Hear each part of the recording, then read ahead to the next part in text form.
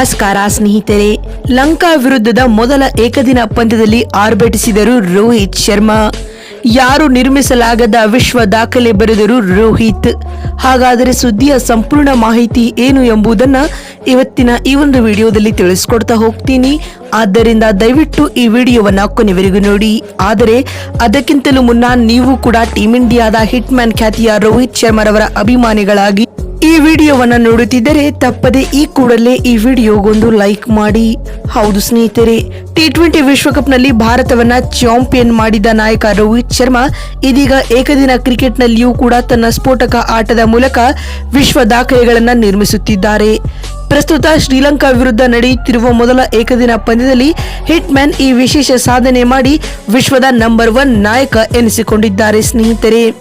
ಹೌದು, ಅಂತಾರಾಷ್ಟ್ರೀಯ ಕ್ರಿಕೆಟ್ನಲ್ಲಿ ರೋಹಿತ್ ಶರ್ಮಾ ಇದುವರೆಗೂ ಯಾವುದೇ ನಾಯಕ ಮಾಡಿರದ ಸಾಧನೆಯನ್ನ ಮಾಡಿದ್ದಾರೆ. ಅಂತಾರಾಷ್ಟ್ರೀಯ ಕ್ರಿಕೆಟ್ನಲ್ಲಿ ಅತಿ ಹೆಚ್ಚು ಸಿಕ್ಸರ್ಗಳನ್ನ ಬಾರಿಸಿದ ವಿಶ್ವದ ನಂಬರ್ 1 ನಾಯಕ ಎಂಬ ಹೆಗ್ಗಳಿಕೆಗೆ ಹಿಟ್ ಮ್ಯಾನ್ ಪಾತ್ರರಾಗಿದ್ದಾರೆ. ಶ್ರೀಲಂಕಾ ವಿರುದ್ಧ ಒಟ್ಟು 3 ಸಿಕ್ಸರ್ಗಳನ್ನ ಬಾರಿಸುವ ಮೂಲಕ ರೋಹಿತ್ ಶರ್ಮಾ ಈ ದಾಖಲೆಯನ್ನ ತಮ್ಮ ಖಾತೆಗೆ ಹಾಕಿಕೊಂಡಿದ್ದಾರೆ. ಮತ್ತು ಈ ವಿಚಾರದಲ್ಲಿ ಇಂಗ್ಲೆಂಡ್ನ ಮಾಜಿ ನಾಯಕರಾದ ಇಯಾನ್ ಮಾರ್ಗನ್ ಮೊದಲ ಸ್ಥಾನದಲ್ಲಿದ್ದರು. ಇದೀಗ ಅವರನ್ನ ಹಿಂದಿಕ್ಕಿ ರೋಹಿತ್ ಅಗ್ರಸ್ಥಾನಕ್ಕೇರಿದ್ದಾರೆ ಸ್ನೇಹಿತರೆ.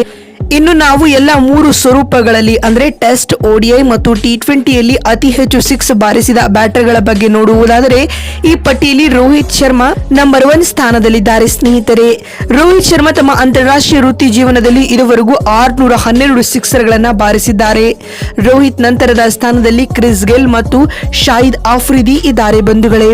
ಇನ್ನು ಶ್ರೀಲಂಕಾ ವಿರುದ್ಧದ ಮೊದಲ ಏಕದಿನ ಪಂದ್ಯದ ಬಗ್ಗೆ ಹೇಳುವುದಾದರೆ ಈ ಪಂದ್ಯದಲ್ಲಿ ನಾಯಕನ ಇನ್ನಿಂಗ್ಸ್ ಆಡಿದ ರೋಹಿತ್ ಶರ್ಮಾ ಭರ್ಜರಿ ಆಕರ್ಷಕ ಅರ್ಧಶತಕ ಸಿಡಿಸಿದರು. ಅವರು 47 ಎಸೆತಗಳನ್ನ ಎದುರಿಸಿ 7 ಬೌಂಡರಿ ಹಾಗೂ 3 ಸಿಕ್ಸರ್ಗಳ ನೆರವಿನಿಂದಾಗಿ 58 ರನ್ ಗಳಿಸಿದ್ದಾರೆ.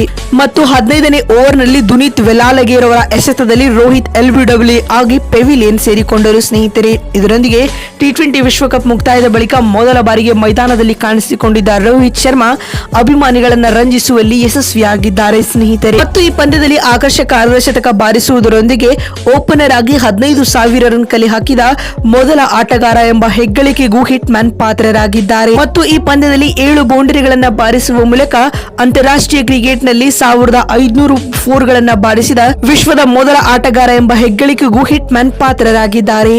ನೋಡಿದ್ರಲ್ಲ ಸ್ನೇಹಿತರೆ, ಲಂಕಾ ವಿರುದ್ಧದ ಮೊದಲ ಏಕದಿನ ಪಂದ್ಯದಲ್ಲಿ ಸಿಡಿಲಬ್ಬರದ ಇನ್ನಿಂಗ್ಸ್ ಆಡುವ ಮೂಲಕ ರೋಹಿತ್ ಸೃಷ್ಟಿಸಿರುವ ದಾಖಲೆಗಳು ಯಾವುವು ಅಂತ ತಿಳಿಸಿಕೊಡುವ ನಮ್ಮ ಈ ಪ್ರಯತ್ನ ನಿಮಗೆ ಇಷ್ಟವಾಗಿದ್ದಲ್ಲಿ ತಪ್ಪದೆ ಈ ಕೂಡಲೇ ಈ ವಿಡಿಯೋಗೊಂದು ಲೈಕ್ ಮಾಡಿ.